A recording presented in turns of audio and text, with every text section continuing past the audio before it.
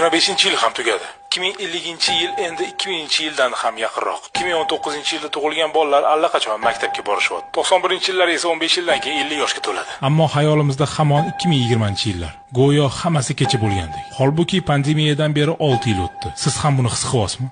Go'yo hamma narsa tezlashib ketgandek. Dunyo oldinga qarab yuguryapti. Biz esa hatto orqaga qarashga ham ulgurmayapmiz. Trendlar, ma'nolar, hatto o'zimizga yeta olmayotgandekmiz. Texnologiyalarchi, avvalgisiga ko'nikib ulgurmasizdan keyingisi chiqyapti. Bilasizmi nimani angladim?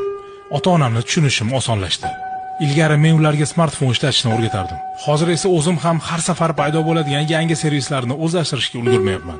Ba'zan ularga hatto havas qilaman. Ularni bolaligi ijtimoiy tarmoqlarsiz, yoshliklari asosiy narsani qo'ldan boy berib qo'yamiz degan qo'rquvlarsiz, kattalik davri doimiy poygasiz o'tgan. Bizda esa yangilanishlar, marafonlar, muddatlar, inqirozlar va tobora kuchayib borayotgan xavotir, depressiya, yolg'izlik va biz hatto tanimaydigan, ehtimol hech qachon ko'rmaydigan odamlarga ergashib yugurish. Va faqat bitta narsa o'zgarmay qoladi. Vaqt. Hech qachon ortga qaytmaydigan vaqt.